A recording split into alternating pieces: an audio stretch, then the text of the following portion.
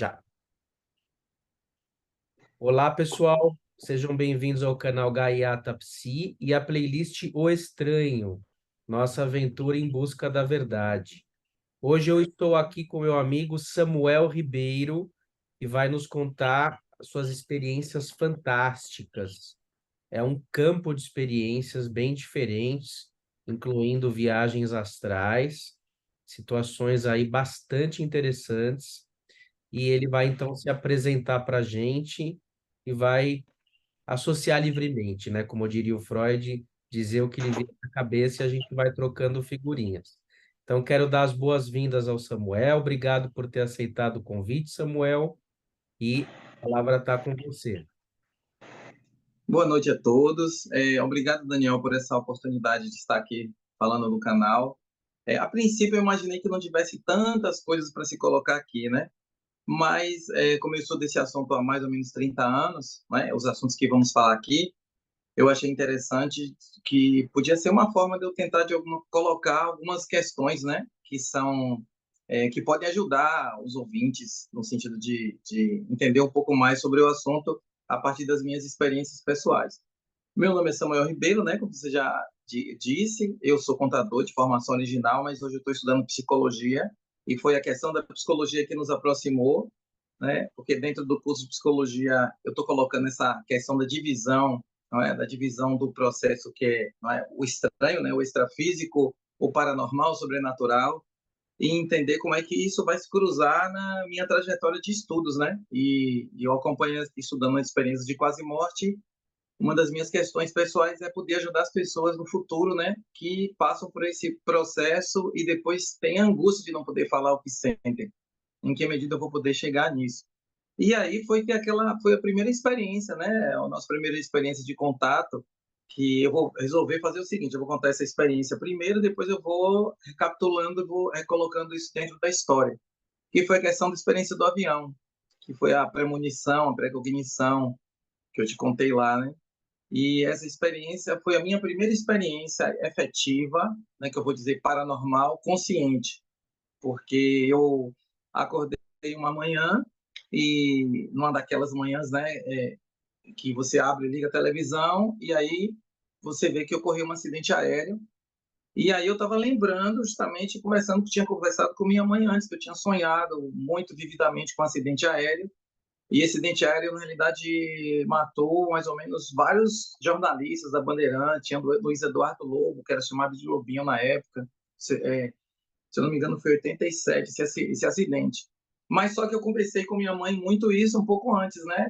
Contando o sonho, como foi a experiência.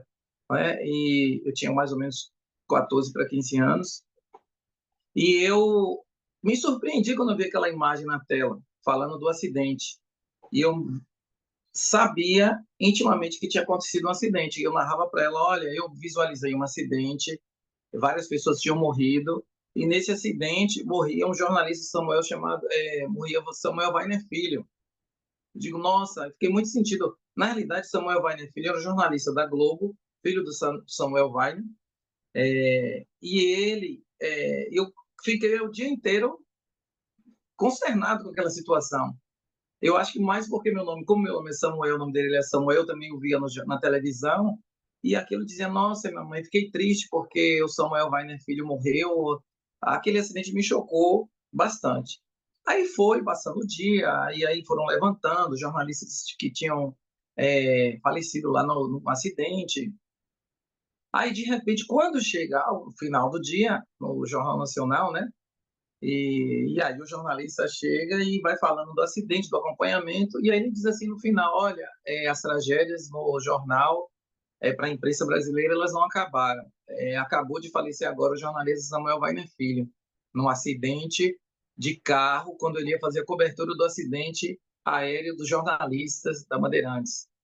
E aquilo, nossa, para mim foi assim o primeiro contato lúcido, que eu falo lúcido, porque eu já deveria ter outras coisas antes, e eu não, né, não lembrar assim para contar para vocês. E aquela época também não ter sido tão impactante, mas para mim foi um impacto de eu perceber uma situação que aparentemente era uma situação de futuro e eu dar de cara com aquela situação. Então essa foi a primeira experiência mais a primeiro experimento assim que me deu aquele, né, aquele toque de que existia uma coisa diferente, uma coisa estranha, né, na minha relação com o mundo físico e um mundo que eu não conhecia até então, que era o mundo extrafísico.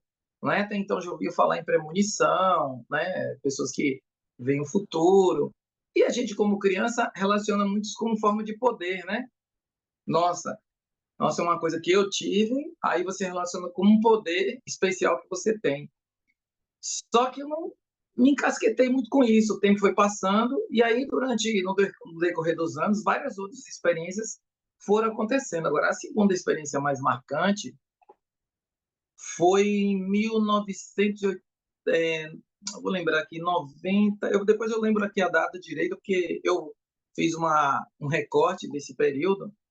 E em 97, eu comprei uma passagem aérea, porque eu ia para um evento no Rio de Janeiro. E no dia que eu comprei passagem aérea, aí na mesma noite eu tive uma experiência fora do corpo, que eu já estava tendo experiência, já conhecia o fenômeno, inclusive o evento que eu ia era uma instituição que estudava isso, eu já estava envolvido com pesquisa. E aí eu tive uma experiência fora do corpo, aqui no aeroporto de Salvador, que na época é o Aeroporto Internacional 2 de Julho, em que eu me via fora do corpo, lúcido, e eu tinha morrido.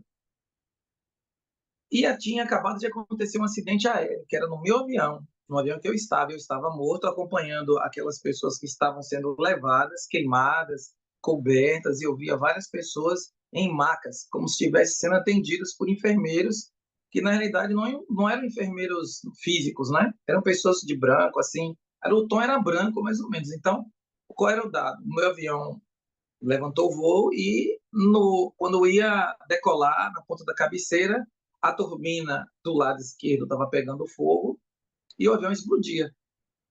E eu morri ali, mas eu me via já naquela situação. E aí,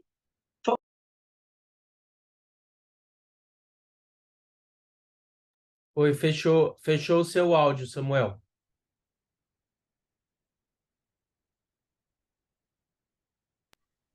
Oi, ok? voltou, voltou. Você se Mas a gente vai ter via. que fazer um recorte depois, né? Não, não tem problema, podemos deixar assim. Tá bom, tá bom. Sim, então, qual é a lembrança que eu tenho disso mais forte? Eu comprei a passagem e naquele mesmo período eu comecei a ficar com aquele sentimento estranho. Eu digo, nossa, eu comprei a passagem hoje e tive essa experiência. Não é que foi uma experiência fora do corpo com um percentual de lucidez em torno de 60%, né? É quando você tem juízo crítico, quando você tem um certo raciocínio, tem julgamento, você sabe que você está fora, você se reconhece fora. E eu ali sabia que não era um sonho, eu tinha certeza que não era. E aí eu fiquei com aquela angústia, digo, nossa, será que eu vou morrer daqui a 30 dias? Eu comprei a passagem hoje, logo hoje que eu comprei, aí ficou, os dias foram passando, e aí, por coincidência, tinha um filme na época que tinha sido lançado chamado Premonição, mas era um filme, no Ah, final, a Sandra era um filme de Bullock, né? terror, né? Era um filme de terror, depois eu fui ver, digo, nossa, filme de terror não... Mas as primeiras cenas eram impactantes, porque o jovem ele tinha tido não é uma visão, né, de que o avião dele tinha um acidente e aí ele ia começando a perceber tudo o que estava ocorrendo no aeroporto, a música, o som, né, e aqueles eventos eram bem marcantes. Aí chegou no dia efetivo da viagem, eu estava no aeroporto, daqui a pouco o avião começou a sinalizar atraso de voo. Aí eu digo, pô, normal, atrasar o voo, mas aí eu comecei a relembrar aquela vivência que eu tinha tido.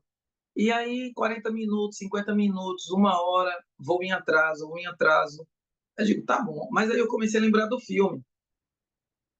Eu digo, poxa, será que hoje vai ser o dia que eu vou efetivamente passar para o outro lado? Eu ficava pensando.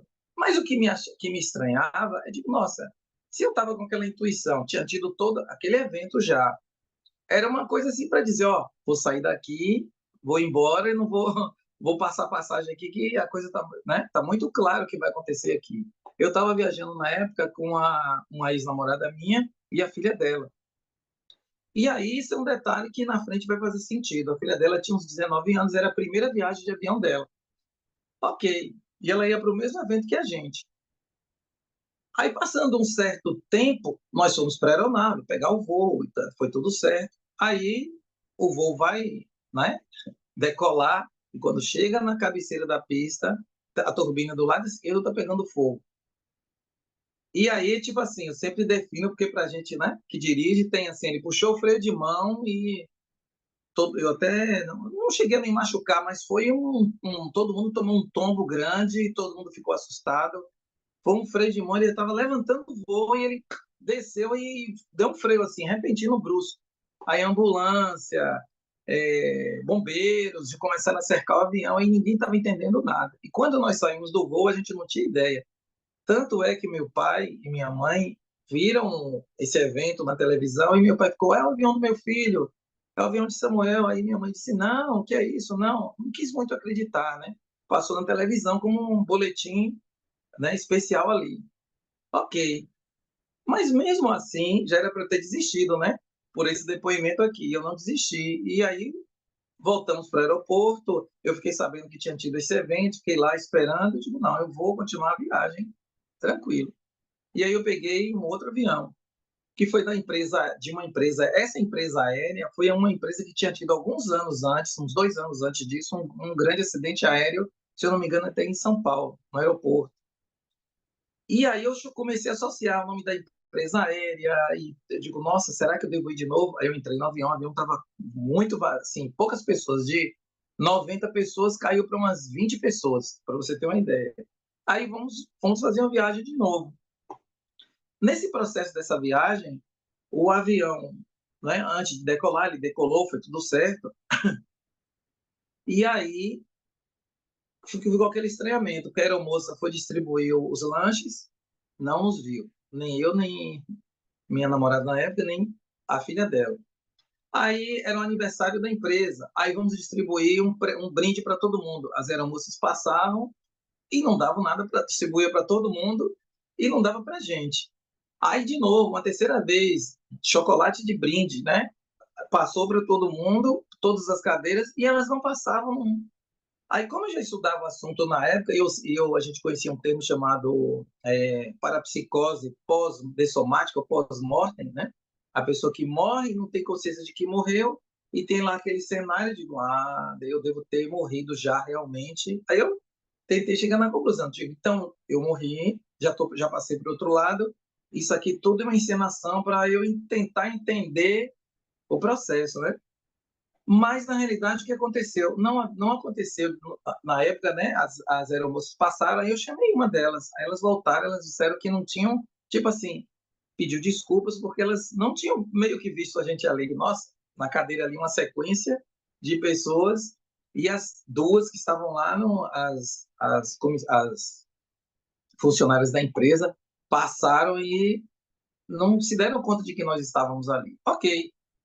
E aí foi passando o tempo, a viagem foi acontecendo, concluímos essa viagem, foi tudo bem, não teve mais nenhum incidente. Aí eu cheguei no Rio de Janeiro, deitei, fui dormir no hotel. Aí quando chegou no outro dia, a primeira coisa que eu vi quando eu desci para o café da manhã, que eu sentei lá no saguão do hotel, foi abrir um jornal, mas na capa do jornal tinha acidente aéreo na Tailândia, o grande acidente aéreo matou mais de 90 pessoas, porque o piloto ele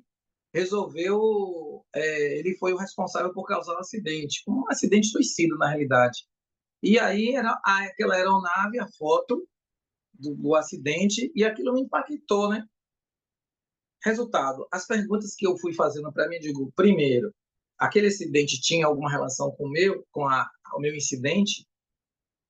Se na experiência fora do corpo que eu tive, eu estava fazendo participando de algum tipo de evento naquele acidente e eu confundi com o meu, ou o meu tinha uma relação com aquele outro. Então, essas perguntas foram surgindo. E uma pergunta importante: qual é a força motriz que mobiliza uma pessoa tendo um certo conhecimento, percebendo que uma situação está muito real de acontecer, de fato, pelos eventos, e você continua indo naquela mesma direção?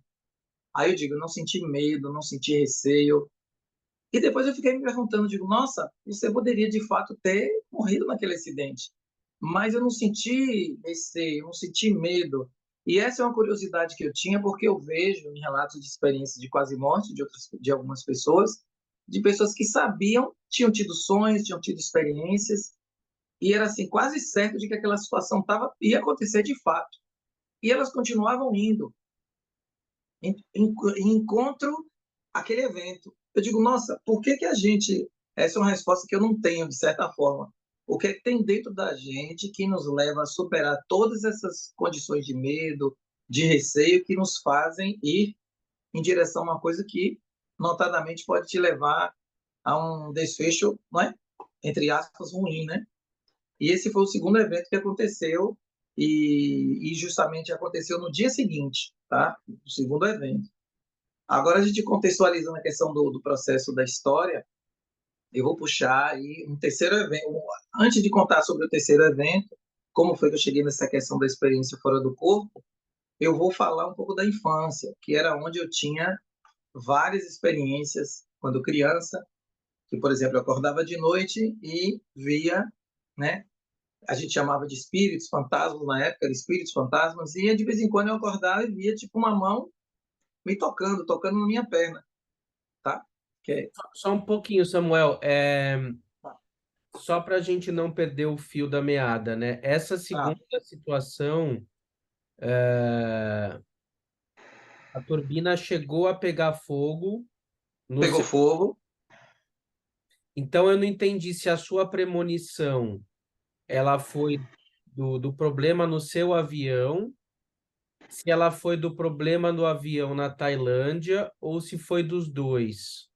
Porque você não morreu, né? Sim, sim. Então foi É uma, até engraçado falar isso dessa forma, né? é, foi uma premonição parcial, né? Quer dizer, ela Sim. foi a premonição da intercorrência no avião, mas não da sua morte. Tanto é que você está falando aqui, e até onde eu sei, eu não sou uma simulação parapsicótica que está te enganando, né? Eu imagino. Certo, perfeito. Então, só para esclarecer para o pessoal, porque você fez esse Tá. parênteses. É, porque as duas informações, o que me chamou a atenção foi esse evento pós, né? Logo de manhã, e uma das primeiras coisas que eu vi foi aquela fotografia. E aí digo, nossa, que fiquei assim, bem. Tanto é que, dentro do meu campo de estudos, a gente pega elementos científicos, que eles não são isolados, para colocar isso como fundamento para ajudar a gente a... Eu, daquele dia que eu conversei com você, eu digo, não, isso para mim é uma experiência que está ali marcada, mas eu digo, será que é uma realidade fantasiosa que eu construí durante esse tempo todo, e a experiência fora do corpo eu sabia que não tinha sido, mas eu digo, os aviões, as datas, aí eu fui fazer uma pesquisa. E aí eu vi, eu digo, será que o incidente aéreo ocorreu aqui exatamente em Salvador mesmo, de fato? Aí eu fui ver, achei o incidente aéreo, realmente aconteceu naquele horário, a turbina estava pegando fogo, e os dados, eu fui atrás dos dados e consegui, inclusive, ver a questão do acidente aéreo que ocorreu lá na Tailândia, né? E esses elementos ocorreram um dia após o outro. Então, eu digo, nossa, então eu usei assim, o critério dessa investigação para analisar os fatos e colocar eles de volta na caixa. Então, digo, não, está tudo certo, foi realmente uma condição que ocorreu de fato, todo esse processo aconteceu. Agora, eu ia pular para outra história, mas tem um detalhe importante dentro desse contexto, que a filha da ex-namorada, na época, ela estava fazendo a primeira viagem dela de avião. E aí, anos depois, nós nos encontramos no jantar, né? Ela e alguns amigos nossos, hoje somos amigos, nos conhecemos bastante. E aí ela foi fazendo um jantar anos depois, isso já tem anos, mas esse jantar aconteceu com um grupo em que elas estavam de novo lá. E ela começou a relatar essa história. E aí, para mim, é interessante. Ela relatou a história do ponto de vista dela, que a gente não conversou mais sobre isso. E tudo coincidia com o que eu estou te contando agora, né? Por isso que eu fui investigar depois. Aí ela disse assim: lembra daquela vez que a gente estava no avião e correu aquele incidente, a turbina pegou fogo, e foi narrando tudo. Eu tenho uma coisa que eu não te contei até hoje. Eu, desde criança, sempre achei que eu ia morrer na minha primeira viagem de avião. Eu tinha a intuição de que eu ia morrer quando eu fosse a primeira vez no avião, que ia ser o dia da minha morte. E aí eu não sabia dessa história, isso foi bastante impactante para mim, porque eu digo, nossa, como as coisas... Assim, é um contexto, é um mecanismo que tem suas mini peças, e a gente não consegue exatamente saber onde começa um, onde começa outro, onde encaixa outro, a gente perde meio essa noção, a gente não sabe direito qual é o nosso papel naquela história. Mas eu imagino, né, que um dia eu vou saber, né, depois que eu deixar essa dimensão, que eu vou saber o contexto dessa história, qual é a realidade dela, o que que eu estava fazendo ali, o que que ela estava fazendo ali, por que que ela tinha essa impressão, por que que eu tive aquela experiência extrafísica, a projeção consciente lá. Então, isso aí é bem interessante de se caracterizar, tá? Alguma pergunta, assim, que... É, eu acho que tá, não, tá suficientemente esclarecido. Só a parte da projeção astral que você ainda não contou, né? Certo. Então, aí, voltando ao passado, eu tinha experiências, quando criança, de perceber... Eu acordava de noite, lúcido, como eu estou aqui falando com vocês, e aí, só que por um breve momento, eu vi uma mão me acordando, tocando aqui do lado do meu corpo. E aquela mão, eu só vi o resto da mão e a mão desaparecia. E aí eu digo, nossa, eu digo, poxa, eu quero dormir. Aí de repente voltava de novo. Digo, ó, virava de lado e dizia assim, ó, poxa, deixa eu dormir, eu não quero acordar. Então, assim, eu não levava para o campo da... Eu não criava aquela coisa daquele assombro. Então, eu vi esse resto de mão, quer dizer, é como se a mão tivesse semi-materializado ali, né, e eu estivesse vendo aquilo e eu só visse o resto da cena, a mão desaparecendo. Depois que ela me acordou, depois que aquela, né, aquela consciência que estava por detrás daquele evento ali tentava me acordar, mas eu virava para o lado de igual, quero dormir, não quero, não me incomodem não, por favor.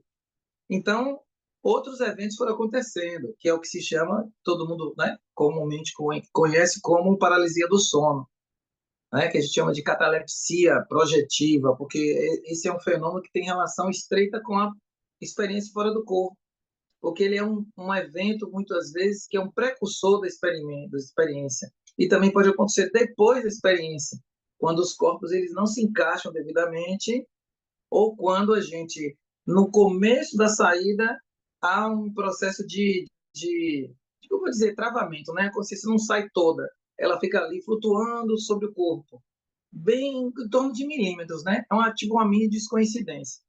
E eu tinha muito isso. Muitas noites eu tinha, várias vezes acordava como se estivesse dentro de uma caixa, preso no corpo. E aí, só que estar preso dentro de uma caixa não me viabilizava de eu ter uma visão extrafísica. Eu conseguia ver o que estava fora. E às vezes eu olhava para a janela, do lado de fora, eu via pessoas me olhando pela janela. E aí, poxa, criança, eu começava a gritar, gritava e chamava, pedia ajuda e ninguém vinha me ajudar. Digo, nossa, ninguém vinha me ajudar. Ou seja, esse evento de estar dentro do corpo, nesse encaixe, não é? Era o meu outro corpo dentro do corpo físico que na realidade se manifestava pedindo ajuda, mas não tinha. Uma determinada vez também que aconteceu isso, eu vi meu irmão entrando no quarto, já foi um segundo evento de paralisia. Eu vi o meu irmão entrando no quarto, ele saiu, eu estava de costa para ele, que a gente dividiu o quarto, e eu via via tudo que estava acontecendo. Ele entrava no quarto, saía do quarto, e eu conseguia ver ele, o que ele estava fazendo. Depois eu comprovava, perguntava a ele, depois do evento, né? Você entrou no quarto 2 vezes, 3 vezes, e aí conseguia essas confirmações, que eram esse processo. Bom, aí eu fui começando a ter pequenas projeções semiconscientes. Então, uma delas mesmo que eu tive, eu sofri um ataque extrafísico. E eu achava interessante que, para mim, o que me ajudava, eu conhecia tanto essa relação com o outro lado, não estava estudioso ainda, que uma dessas vezes eu saí do corpo e fui atacado por 4 consciências que me agrediram, me espancaram, elas me batiam, mas eu ficava tranquilo, eu ficava meio que tipo, podem bater à vontade, tranquilo, não era agressivo no sentido de ter algum tipo de reação. Aí eu digo, bom, agora a gente chega, tá tudo certo. Aí eu sobrevoava, né, aquelas consciências, mas antes disso, uma dessas consciências me prendeu. E ela disse assim: ó, eu vou acompanhar você aqui até o resto da sua vida, eu vou estar te esperando você. Mas ok, né? Digo, tudo bem, tá certo. E aí fazia aquela volitação, passava aquele processo e depois voltava para o corpo. Mas eu voltava para o corpo, eu não me sentia impactado por aquela, tipo, nossa, tem alguém lá fora que vai me esperar, vai me pegar depois. Eu sentia que tudo aquilo era um processo normal da nossa relação com a questão extrafísica. Tá, E mas muitos eventos, só uma sim, dúvida, Samuel. Como que você tomava uma surra sem reagir? Não te causava dor? nenhuma dor, nada. Eu tinha consciência de que aquele corpo ali era um corpo autotransfigurável, indestrutível, que não tinha, porque a dor ali, né, não estava ligado com a questão da sensação física. Eu tinha essa consciência de que não ia acontecer nada, que podiam fazer o que quisesse, que eu não ia sentir nada. E o que que você chama de consciências e o que elas eram? Eram seres humanos que já morreram? Eram demônios? O que que... Seres humanos que já morreram Certo. e seres humanos que já morreram que estão, sei lá, em fase né, de adaptação, evolução. Alguns passam por uma espécie de coma, né, coma pós-evolutivo, num processo de morte, morrem e continuam aí muito tempo digamos, na nossa troposfera, no planeta Terra, vinculado com pessoas, com energias, com ambientes, né? Vamos chamar de fantasmas, espíritos, consciências. Né? A forma deles era humana, todos eles eram consciências. Inclusive, uma delas eu tinha a intuição de que era um perfil de alguém que vinha da Hungria. Tanto é que depois nossa, eu fiquei depois de, nossa, eu fui atacado por um húngaro quando eu saí do corpo. Como que você... Ficou isso assim, uma coisa automática. Eu digo, nossa, o húngaro me atacou. Foi uma coisa que ficou depois. Foi um pensamento, mas não tinha nada, Foi, não tinha, tipo, a pessoa não estava com a camiseta de não, futebol da Hungria, nada disso. não. Eu achei interessante porque depois que eu voltei, veio só assim, tipo assim, você vê uma pessoa carioca, com sotaque carioca, você diz, não, o carioca, o paulista, o baiano, o, sei lá, cearense, o gaúcho, você já tem, no caso dele, a expressão dele me remetia a uma questão, um lugar da Hungria. E aí, não sei por que esse dado veio, mas ele estava lá, expresso, contido. Então, quer dizer, se alguém te mostrasse a foto dessas pessoas hoje, você saberia identificar, era nítido o rosto, o corpo. Os outros não, mas esse certamente eu acho que eu conseguiria reconhecer. E foi um acaso que eles te encontraram? Eles estavam vagando por aí ou eles vieram te pegar de Assim, propósito? eu dormia muito na rede, em rede, assim, em casa, né? Aqui em Salvador não tem esse hábito de rede, assim, mas eu ia às vezes para um lugar aqui, Ilha de Taparica, às vezes as casas tinham redes, eu deitava. Então eu tinha muitos desses eventos de ter um nível de relaxamento, principalmente depois do almoço. Às vezes eu ficava numa poltrona. Nesse caso aí foi numa poltrona. E não, nesse caso eu estava numa rede depois do almoço e aconteceu isso. Mas assim, o que eu senti é, que me deu conhecimento de, ó, nossa vida é permeada por consciências que estão o tempo todo aqui. Agora, aqui nesse momento mesmo, podem ter algumas delas aqui comigo nessa sala, com você aí na sua. Então, para mim, não, naquele período, eu já sabia que eu ia para aquele lugar e era um lugar que eu já conhecia. Eu não achava que era uma coisa estranha de estar naquele lugar. Mas só que minha lucidez era uma lucidez de perfil, assim, posso dizer, em torno de 60%. Por que eu falo sempre em percentual? Porque, assim, é como se você. Vou tentar fazer uma analogia aqui. Muitas vezes a gente está num determinado lugar, toma um remédio e fica ali tá meio grogue ali com o remédio, dá aquela baixa de lucidez, mas você sabe que você está no lugar, tá vendo? Às vezes você não ouve as coisas direito, alguém te fala alguma coisa, mas você tem certeza de que você está ali, mas o seu nível de percepção, fluidez, senso crítico, julgamento diminui um pouco. Então, essa lucidez, eu sentia que até ali as minhas experiências tinham esse patamar, esse padrão, esse perfil. Sim, porque isso levanta várias questões, né? Por exemplo, por que que alguém teria vindo da Hungria até o Brasil? Teria viajado milhares de quilômetros, né? Depois, digamos, como que você foi desenvolvendo essas técnicas, né? Naturalmente ou não? Porque você me recomendou um instituto de projeciologia aqui em São Sim, Paulo, né? E eles têm técnicas, isso é desenvolvido, embora me pareceu que você foi adquirindo isso ou desenvolvendo isso espontaneamente, é um outro ponto. isso. E a terceira. Esse ponto que Não, fale. não, não, Não, pode falar. É é, bom você falar que vai me dando, me gerando sinapses para poder. sim, e não ficou claro para mim, por exemplo, se essas viagens astrais elas são interdimensionais ou é no próprio plano que a gente se encontra aqui, tipo de você poder ir até o McDonald's aqui da esquina, se você quiser, coisas desse tipo. Eu fiquei nessa dúvida também. Olha, o que foi mais marcante para mim é que tudo isso que eu vivi foi antes de eu conhecer o Instituto de Projeciologia. Porque, assim, quando você conhece uma coisa e vai vivenciar depois, às vezes você diz, é uma influência, você está ouvindo aquele assunto muitas vezes. Aí você é tipo como se fosse uma incorporação de valores que você está refletindo aquelas experiências veio porque você começou a se auto-influenciar. Mas eu não tinha nada disso. Inclusive, que é uma outra experiência que eu lembrei aqui agora, eu tive uma semana de eventos com a Segunda Guerra Mundial, em que eram eventos emendados, uma semana inteira de experiências com baixa lucidez, mais lucidez, variável lucidez, né? E eu era um espião na Segunda Guerra.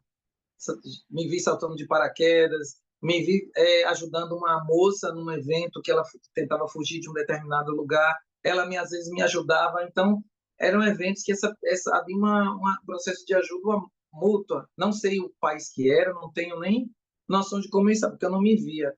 Eu só conseguia ver a noção que tinha de uma pessoa que não se vê, né? Mas só que a última cena que eu tenho desse último evento, como se fosse uma novela, né? Era assim, por que eu dizia que não era um sonho? Não era um sonho porque eram eventos que eles se conectavam. Uma janela acabava e no outro dia começava de onde parou. Depois do terceiro dia, de onde parou, era uma consecutiva. Então, porque a questão do sonho tem elementos, né? É, oníricos, sem lógica, sem início e meio e fim. Então, digo, nossa, que interessante. E eu, há anos antes, quando criança, gostava de filmes da Segunda Guerra Mundial, sentia muita atração por esse tema, assistia muitos mesmo. E esses eventos começaram a acontecer na adolescência. Ok, passado esse período aí, eu me vi minha morte na última cena, uma granada explodia no meu rosto quando eu tentava entrar, ajudar uma pessoa a sair de um campo de concentração e eu vi a minha morte. Uma granada explodia, eu não conseguia concluir o processo. E essa moça que eu ia ajudar, eu me via com um uniforme militar e tentava entrar, invadia com um ônibus. Eu não sei se aí entra a questão onírica do ônibus e tal, mas o fundamento é que eu tentava ajudar uma pessoa e não conseguia sair, e no final uma granada explodia. Eu me via realmente sem o corpo físico já passando pela morte ali. Então eu percebi que ali tinha sido um momento de finito daquela existência. Então você também está contando agora uma lembrança de vida passada, em que você foi um soldado da Segunda Guerra Mundial. Você não lembra se era russo, se era americano, alemão? Eu não tenho, assim, eu não, assim, porque na realidade, dentro dos estudos, né, depois quando comecei a relação com a projeciologia, que eu comecei a estudar bastante, eu comecei a ver o meu passado.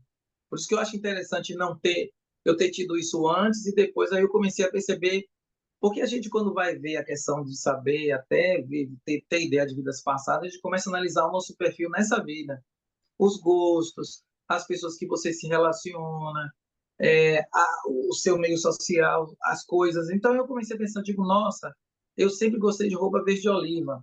Quando criança, assim, adolescência, botava muito, eu digo, não, tudo bem, é uma coisa que pode ser de moda, mas quando eu fazia passeios na praia, eu ficava com som de marcha. Andando, eu andava e ficava como se fosse uma marcha, né? Uma marcha com um tom militar, como se estivesse marchando. E aí inclusive essa pessoa do avião, que ela estava comigo, que era minha namorada na época, ela dizia, nossa, você já percebeu que você... Ela quem chamou minha atenção, não foi uma coisa que eu fui... Ela disse, você percebeu que você fica muito ligado nessas questões militares? Você fica marchando, parece que você está marchando, parece que você... A roupa que você compra, assim, será que isso para você não é uma automimese? O que é automimese? É você repetir ações, fazer mímicas de coisas do passado, que são suas. Mas às vezes a automimese repetitiva ela não é sadia, não é positiva. Porque eu digo, nossa, passado belicista, militar, para mim não me interessava nessa vida atual. Queria criar um senso de libertação disso. Aí, ok, aí, passado o tempo, eu comecei a ver outros eventos também que foram acontecendo. Projeções, sonhos que eu tinha, com cenas, né, desses eventos. Ok, eu vou dar um salto no tempo, né, um pouco para poder encaixar essa cena da guerra, né? Quando eu participava de muitas atividades, eventos, cursos que lá na instituição chamado cursos de campo, são pessoas que ficam, a gente fica em colchonetes, né, 100, 60 pessoas, e é todo um trabalho para a gente trabalhar as energias naquele campo ali. E aí, no final do evento, a época, que era o professor Valdo Vieira, foi um dos meus últimos, foi o primeiro curso e último que eu fiz com ele na época, porque ele passou a não dar esses cursos mais. E aí, o que é que ele fez? A gente não se conhecia, ele começou a fazer avaliações dos grupos, ele fez. Aí, como alguém puxou o assunto da Segunda Guerra.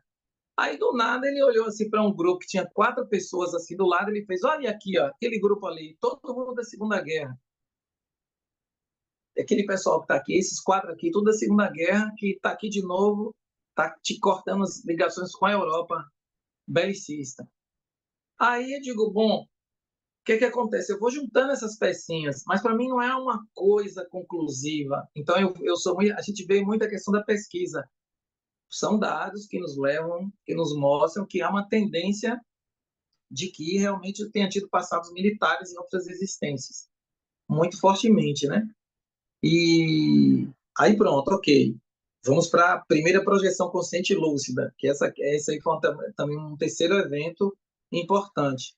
Então, depois de vivenciar muitas dessas experiências, eu estava sentado na minha cama, uma bela, né, de noite, e luz acesa, tudo certo aqui, como se eu estivesse aqui agora falando com você, mas sentado, relaxado, e olhando para um ponto na parede. Mas eu estava acordado. De repente, eu percebi como se a iluminação tivesse caído. Eu digo, não, a luz caiu, mas foi muito rápido, tá? Estou descrevendo esse evento assim que tem foi muito rápido. Então a luz caiu. Digo, nossa, quem foi que apagou a luz? Eu estou no quarto sozinho. Logo depois veio uma escuridão, um blackout e um som como se fosse um papel rasgando. E imediatamente eu já me via fora do corpo, totalmente lúcido, fora do corpo. Não, aí eu digo aqui, não tenho a menor dúvida daquilo que eu estava vivenciando naquele momento. Nenhuma dúvida.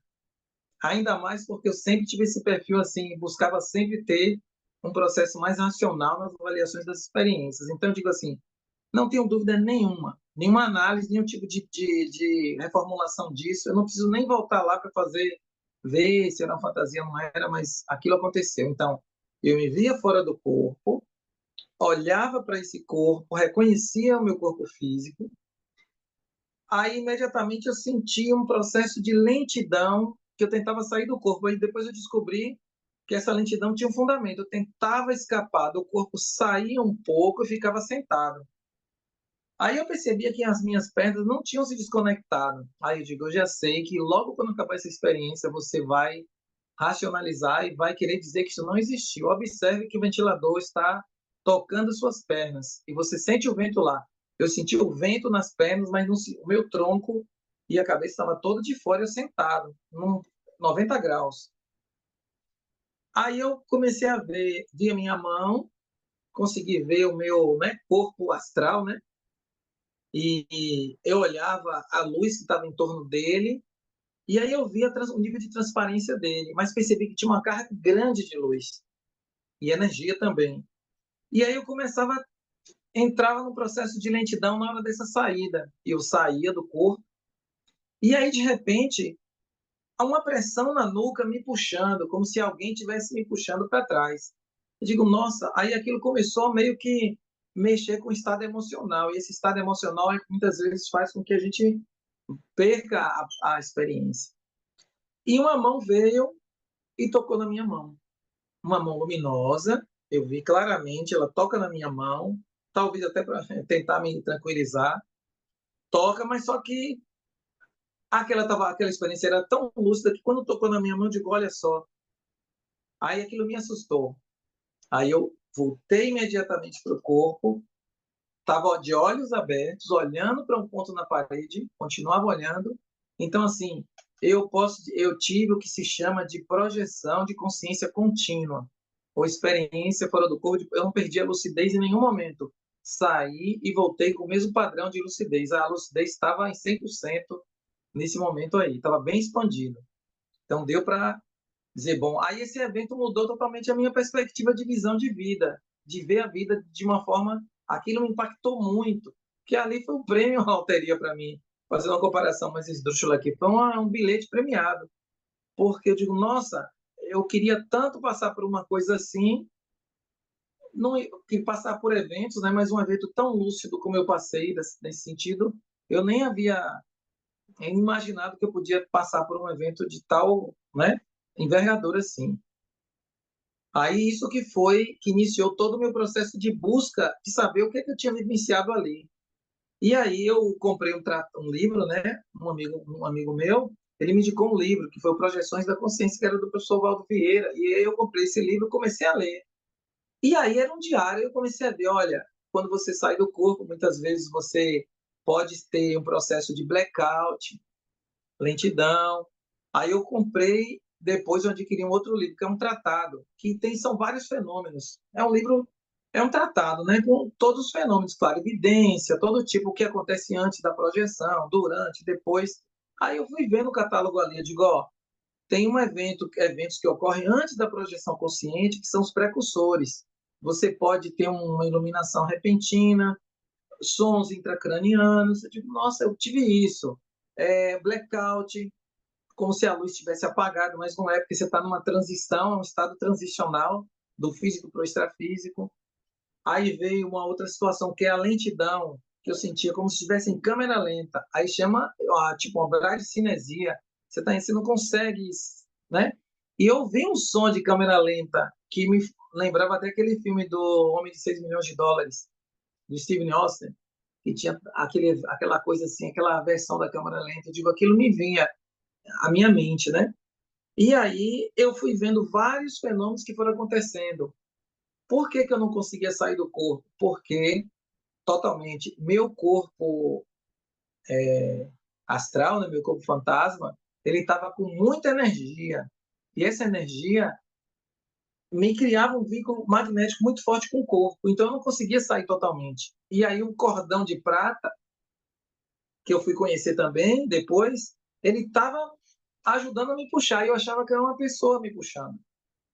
Eu digo, pô, nossa, não é uma pessoa que puxou você, você não estava, seu grau de lucidez estava bom. Então, isso foi me ajudando a assentar as coisas. E aí mudou o patamar porque eu passei a comprovar acontecimentos, experiências que estavam acontecendo ali comigo, que tinham acontecido anos antes. E aí eu fui vendo que ali no livro tinham vários eventos que eu vivia e descrevia. Eu digo, nossa, que bom que eu estou vendo isso depois e não antes. Porque não me influenciou isso. Então aí eu fui conhecendo as técnicas de para sair do corpo, comecei a usar algumas técnicas, tive eventos de sair do corpo algumas vezes na minha casa, saía, mas assim eu percebia que a minha saída estava muito ainda dentro da base física. Não quer dizer que eu não saía do corpo, porque assim, às vezes eu me pegava voltando. Então, nas experiências de quase morte, algumas pessoas dizem: olha, eu estou voltando em alta velocidade. Eu passei por aquilo. Eu peguei a consciência, surgiu quando eu estava no movimento de volta. Aí eu via todo o meu vácuo do meu corpo deixado no espaço. E aí eu fui catalogando esses eventos e isso foi me ajudando a entender o processo, diminuir o medo, perder o medo da morte, entender que eu não precisava ter uma experiência de quase morte hoje, né? Que é um assunto que é mais para vivenciar isso, que eu poderia interagir com as multidimensões de uma forma muito natural, porque é um processo natural, fisiológico, não tem nada não é assim, não é um processo tão dramático assim. E eu não precisava viver uma experiência quase igual, acho que é uma coisa mais dramática. Eu estou falando dramático, mas não estou desvalorizando isso. Muito pelo contrário, eu acho que é uma fonte imensa de conhecimentos. E tem pessoas que passam porque aquele é um processo que vai ajudar a pessoa a virar uma chave. Tem uma questão pedagógica aí. Então, mas só que a gente pode praticar experiências fora do corpo usando técnicas para ficar mais lúcido, ou seja, não é para só sair do corpo, porque todos nós saímos do corpo todas as noites, só que a gente não lembra. E o grau de lucidez é muito baixo. E esse grau de lucidez, às vezes, esse é o ponto.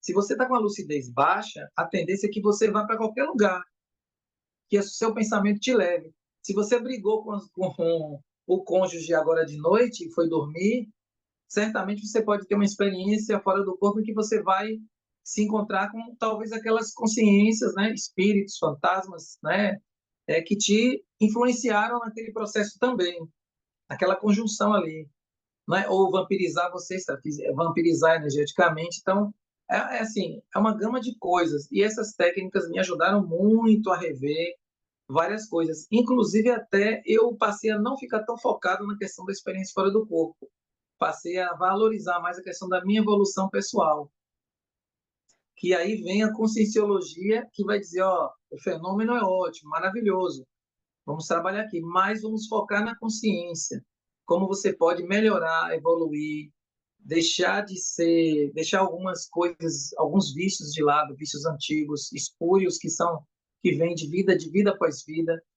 E eu fui trabalhando, eu tenho trabalhado com isso há pelo menos 30 anos. E isso realmente deu uma virada de mesa na minha vida, porque hoje, assim, está bem claro para mim.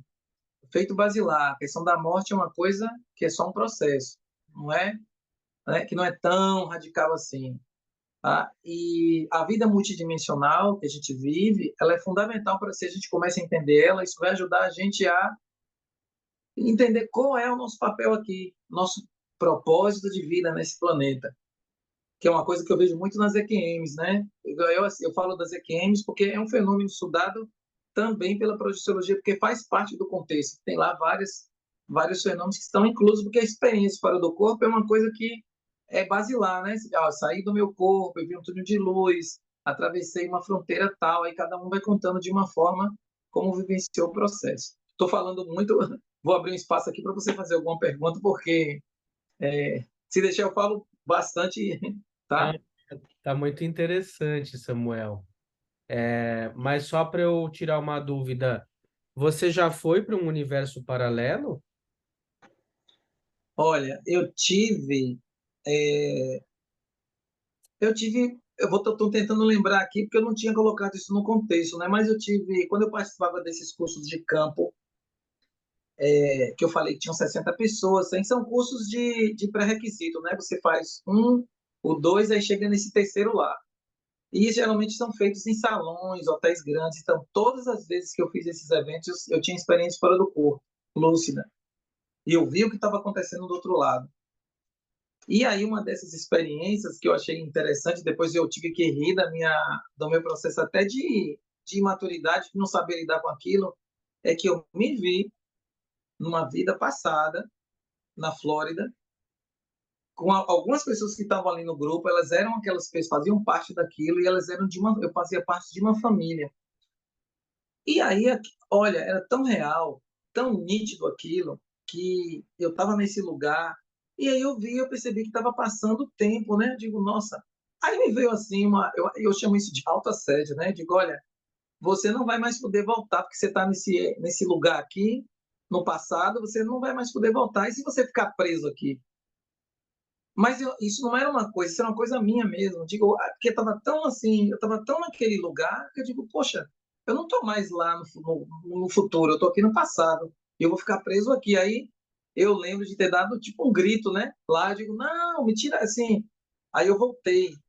Aí eu digo, nossa, eu voltei. Eu digo, nossa, que situação, como é que eu perdi uma experiência dessa por conta de ter me assustado com uma coisa que, na realidade, não tinha um fundamento, de eu não ia ficar preso lá, porque meu corpo estava aqui, tem uma conexão, né? Uma conexão forte que me liga ali. É. essa ida para uma vida passada na Flórida, então você via você mesmo num outro. Numa família, com aquele grupo, com pessoas que estavam no curso, mas meus são parentes ali. Eram familiares meus naquela vida. E, e, Eles e também estavam lá. e como que você era, que ano que era mais ou menos? Você tem alguma. Década de 20 mais ou menos. Década de 20. Ah, Eu e, consegui identificar assim, porque vinha aquela coisa, década de 20 veio essa informação. e você soube identificar o quê? Sua esposa ou sua mãe? Minha esposa estava lá, minha esposa estava, um grande amigo meu dessa vida estava lá também, que estava nesse curso, por sinal.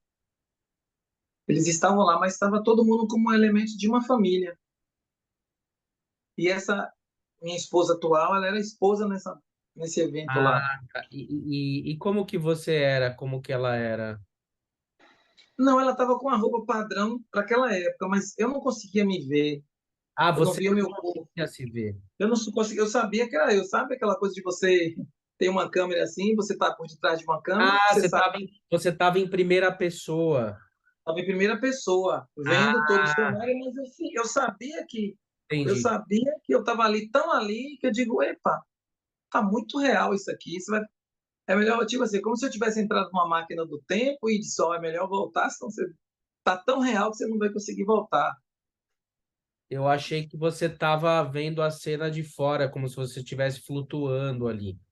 Não, eu tava em primeira pessoa. Primeira pessoa, perfeito.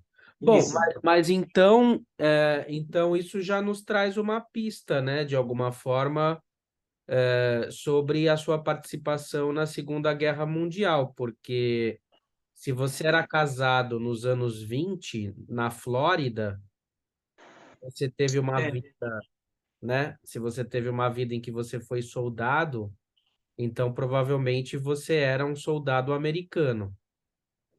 E eu não quis colocar essa cena, porque é até bom você estar trazendo aqui, porque lá eu tinha a ideia de que a uniforme era americano, no ônibus, quando eu estava lá com a questão da granada. Mas você colocando aí, é até bom eu junto essa peça, porque eu não contei esse dado, até para não, digo, não, será que era? Mas era um uniforme de padrão americano mesmo. Porque não daria tempo de você ter morrido e nascido de novo e ser soldado, né? Porque você Sim, seria uma criança, né? Então realmente, se for para juntar de uma maneira lógica essas situações, tendo em vista que você está dizendo que viveu vidas passadas, aí realmente parece que é de uma única vida, é de uma vida que se trata, né? De uma das vidas, pelo menos, sim, essa da década de 20 como aquela visão da guerra, né? Você seria a sim. pessoa aí. Eu tenho uma outra vida, mas eu estou em estudo dela ainda, que é na França, por volta de 1892, 93, participando de um evento, num caso chamado Caso Dreyfus. E eu tenho elementos que me conduzem a dizer que eu estava lá nesse evento, que é a coordenação do capitão Dreyfus, foi acusado de forma injusta, né? Foi para a Ilha do Diabo, passou 5 anos lá, e aí isso entrou a questão do Émile Zola, com a questão do de accuse, que é uma carta que ele colocou acusando o exército, o presidente da República Francesa, por negligência. E o julgamento durou muito tempo, mas eu já vivi cenas, situações que me reportam esse momento. Mas, assim, uma coisa que eu pensei até, digo, coloca ou não coloca aqui, porque é uma coisa que eu estou juntando peças, não é? Não tá, mas eu já tive elementos bem interessantes que indicam que eu poderia estar nesse período, nessa época. Até dentro do grupo eu já fiz um estudo de campo lá e já aconteceu um evento em que houve, sem as pessoas saberem que eu tinha, né, ligação com isso, houve várias identificações. E aí eu coloquei minha experiência. Aí eu digo, olha, essa experiência que você está contando parece que tem relação com, né? E a questão do militar de novo, né? Porque o Dreyfus era um militar e passou por isso, e eu tive contato com isso através de um filme.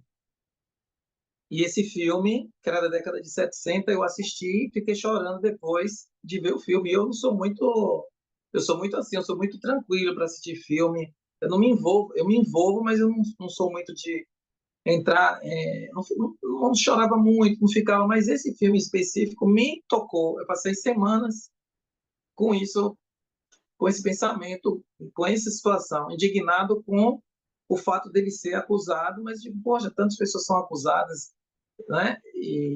O caso Dreyfus é tradicionalmente entendido como um caso de condenação por antissemitismo. Sim, O sim, Dreyfus o oficial Dreyfus era um militar judeu francês, né? sim, Se atribui uma condenação injusta a ele por conta de antissemitismo. sim. E eu cheguei aí na França, eu fui lá, visitei os lugares, tentei ver o que que eu sentia. Na realidade, eu digo, assim, que eu senti alguma coisa, não senti, não tive sentimentos, expressões que posso dizer, ó, isso foi pontual. Não tive. Não poderia dizer isso, mas quando eu fui lá em Paris, eu fui visitando os lugares para ver se tinha alguma. Mas só que fora disso aí, eu tive, inclusive, um evento em que eu encontrei um livro, um único livro, nem de um doutor francês que escreveu sobre, é o livro mais confiável que tem sobre o caso. E esse livro veio parar nas minhas mãos assim, ao caso, de uma forma inusitada. Eu fui numa feira do livro aqui e aí eu vi um monte de pessoas mexendo comprando livro ali que estava no desconto. Eu digo, eu vou comprar um livro aqui para. Já tinha passado por esse evento do filme. Aí eu digo, eu vou, qualquer livro aqui para mim serve. Quando eu puxei, eu vou justamente puxar esse livro. Aí quando eu vi o livro, eu aí digo, nossa, eu achei que era uma pista, né? E aí eu comecei a ler, estudar, pesquisar isso mais a fundo, mas assim, são peças que estou juntando ainda. E você teria participado como? Você presenciou o quê? O julgamento, a execução do Dreyfus? Você teria... Porque houve aquela questão dos antidreyfistas, dos prós e dos contras, né? E eu me identificava muito com a linha do Zola. Eu não sei exatamente, não é porque depois ele morreu, se comprovou até que ele foi assassinado, anos depois, recentemente, até de uns anos para cá. Mas eu tinha tanto com ele, quanto, eu não sei exatamente, ou sei lá, até com o papel feminino, talvez, da família dele, que sofreu o irmão, que sofreu o impacto de passar por aquilo todo, ou ele mesmo. Então, eu não cravo assim, olha, possivelmente eu fui ele, eu fui aquela pessoa. Mas eu coloco num sentido de contexto, porque eu acho que o contexto aí, assim, o entendimento de estudar isso, para mim, é entender como esse contexto de lá pode me ajudar cá, entender as variáveis lá para me ajudar a desamarrar situações do presente. Como eu posso evoluir, crescer, entendendo mais isso, né? Que a gente fala do inconsciente, né? Mas, digamos, esse aí é parte do meu inconsciente, da minha memória, né? Da minha memória integral que está lá e eu trago isso e pontuo isso aqui. Eu tenho um outro evento, que é com meu filho até, que esse evento é bem interessante, que também faz parte de um processo desse, porque eu tenho uma conexão muito grande com o meu filho, e ele parece que foi uma das pessoas que estavam lá comigo nessa época, né? E aí, é só que que a questão dele, ele sempre teve medo de água, de mar, sempre teve um medo, assim, fortuito de lugares instáveis. E aí, anos depois, né, ele teve uma vivência extrafísica que ele sofreu um acidente de avião e caiu no mar e morreu afogado. Aí ele acordou assim meio. Só que quando ele tinha 5 anos, ele chegou, uma determinada vez, chegou e disse para mim, meu pai, eu estou tendo é, um homem chamado Henri Matisse, veio conversar comigo ontem de noite aqui. Eu digo, Henri Matisse, eu não conhecia Henri Matisse, ele tinha 5 anos. A gente não tinha contato com arte francesa, nada disso. E ele disse que ele conversava com essa personalidade. E aí eu fui descobrir que o Henri Matisse era um pintor francês. E só que depois ficou mais característico, porque quando a gente chegou na livraria, eu não fui buscar estudar isso logo no começo. Eu digo, poxa, a imaginação do filho e tal, pode estar nesse grupo aí. Aí ele viu uma pintura no livro. Aí ele saiu correndo e bateu assim: olha, isso aqui é do meu amigo, hein? Do rapaz que vem conversar comigo. Aí eu comecei, eu digo, nossa, agora vale a pena mostrar. Aí eu peguei uma foto qualquer, né? Eu digo, vou pegar uma foto qualquer, peguei a foto que era dele, não associei a nada e mostrei para ele. E ele confirmou que aquela foto era da pessoa que ia buscar conversar com ele. Assim, são coisas que foram nuances que foram surgindo no meio da estrada, né? Coisas pontuais. Elas no final se juntam. Eu não entendi por que que seu filho estaria em contato com o Henri Matisse. Eu também não entendi, eu não entendo até hoje, Ah, porque tá, tá. eu coloquei reumatismo porque tem a questão da França e tem a questão dele ter essa conexão comigo. E ele era militar que sofreu um acidente de avião e caiu no mar. O avião dele, ele sofreu um acidente aéreo. Ele teve essa percepção e ele sempre teve medo de água. E o acidente foi na água e ele, tipo assim, se quebrava todo. E ele saiu dessa noite muito impactado, porque aí eu digo, eu fui entender, digo, aí eu expliquei a ele, olha, que ele tinha 14 anos, né? Quando ele contou essa experiência de Goya, você, quando criança, sempre tinha medo de água, de mar, tinha medo de lugares instáveis. Quem sabe isso não seja, não ter relação uma coisa com a outra, né? Mas está ainda no fundamento investigativo. Nada conclusivo, né? Só para estudos ainda que a gente não. A gente tem cautela em. Tudo bem, aconteceu, mas talvez precise de mais elementos para poder amarrar as peças aí. E seu filho estaria lá na França também no julgamento do Dreyfus? Parece que sim. Eu tenho pistas de que indicam que ele estava comigo lá nessa época. E na Flórida? Na Flórida não vi, que ele não. Esse da Flórida, ele não era nascido ainda. Hum. Não tinha. Tem uma, como ele tem um caso especial, porque na época era tipo assim, eu não queria ter filho, assim, era primordial não ter filho, porque a minha vida eu ia poder investir mais na minha existência e aí surgiu uma situação de me ver fora do corpo, como um grupo de pessoas que diziam assim, olha, tem um plano B para você. que, que plano B é esse? Tem aqui do lado uma pessoa que vai morar, tipo assim, vai passar a morar com você. E eu me via reativo com aquilo, eu digo, não posso, vai ser difícil, não posso receber alguém. Tipo assim, eu sabia que ele ia nascer, e quando eu falava isso, ele baixava a cabeça e ficava meio triste, porque eu dizia que eu não queria receber ele. E depois eu dizia, ó, pode vir, tá tranquilo, eu não tenho problema, não. Eu não quero, mas eu aceito. E depois a situação da paternidade também foi uma coisa que foi outro ponto que reformulou minha vida também, me ajudou a ver, a expandir minha vida de uma perspectiva diferente. E eu achei bem interessante isso, porque quando ele chegou, quando ele nasceu, aí várias coisas também foram acontecendo, se processando. Ele tinha um parapsiquismo até os 5, né, a paranormalidade dele, né, até os 5, 7 anos, bem aconteciam várias coisas, de ver pessoas lá em casa, ele via e dizia, olha, tem um rapaz ali no banheiro. Né? Aí teve um evento com a senhora que trabalhava em nossa casa, que cuidava dele, aí eu cheguei, tipo assim, eu cheguei 5:30 da tarde, e ela disse, ô, você já chegou aqui?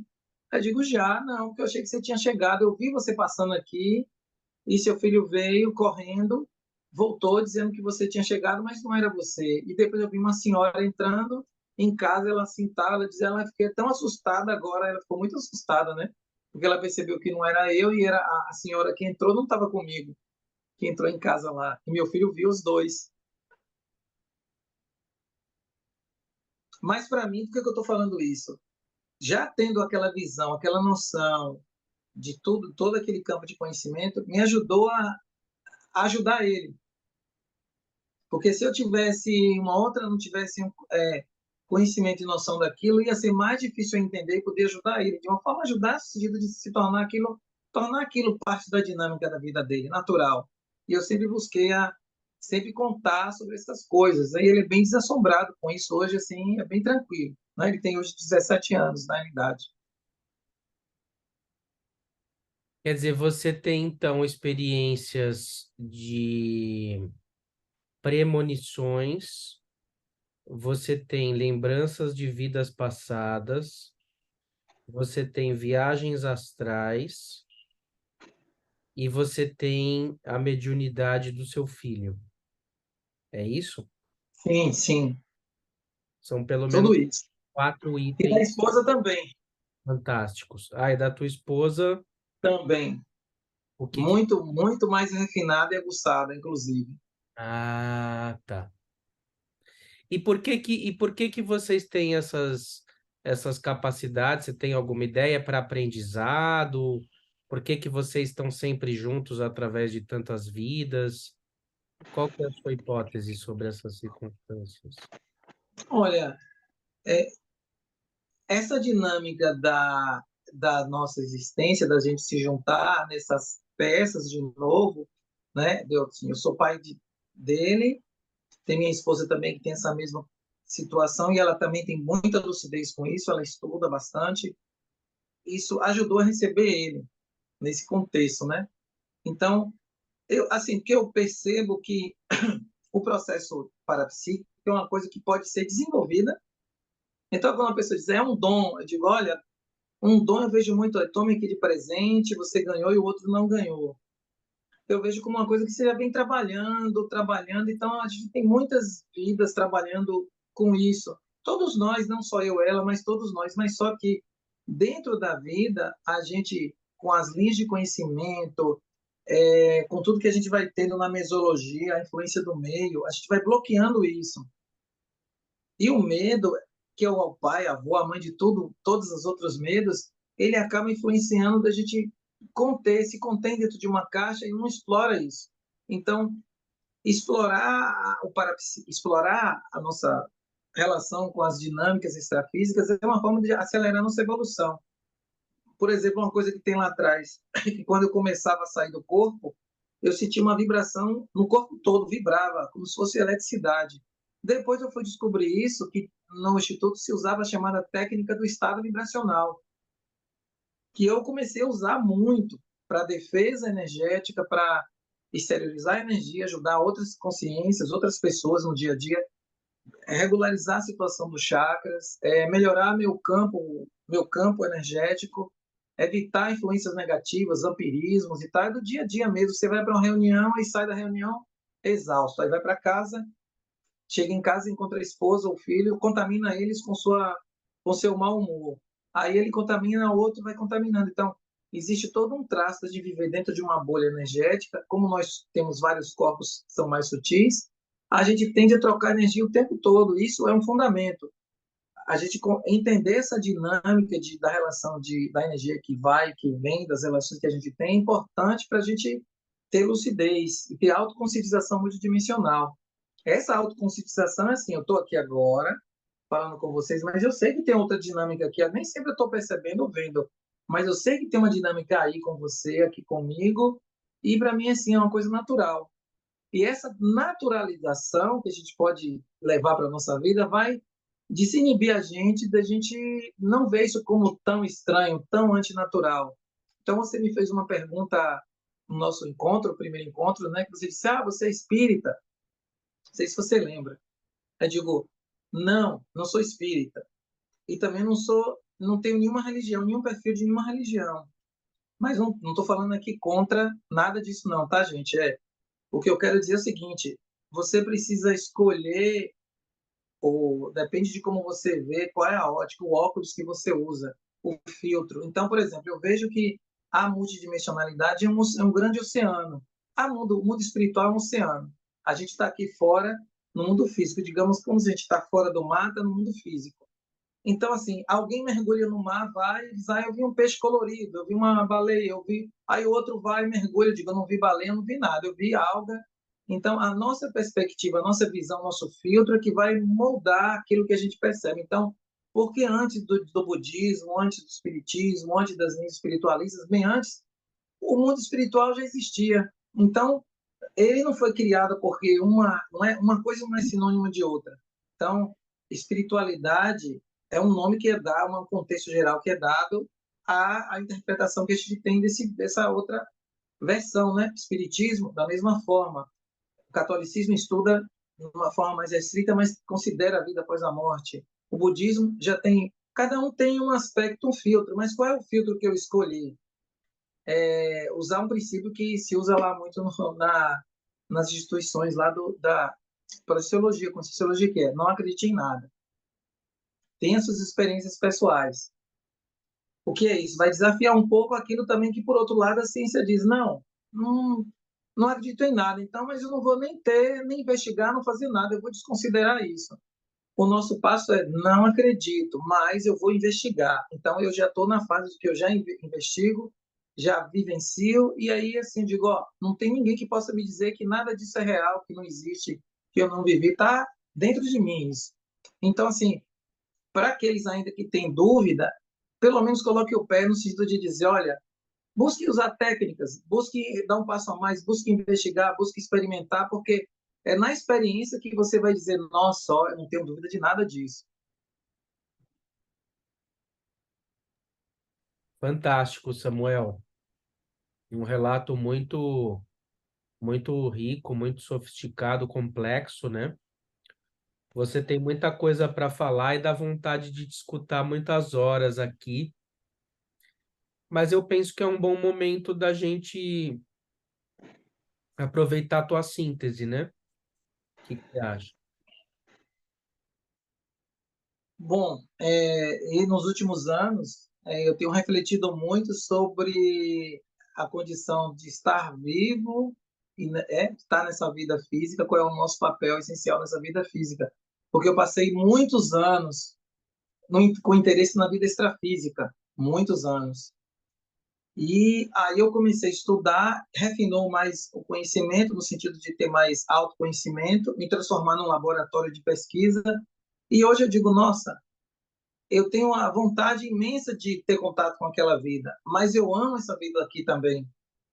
Eu digo, nossa, eu preciso valorizar essa vida que eu estou vivendo agora, porque se a gente pensa assim, olha, o universo, a razão da materialidade é de 1% contra o resto, 99,9% que não é matéria. Eu digo, eu estou na exceção aqui, eu vivo dentro do mundo da exceção.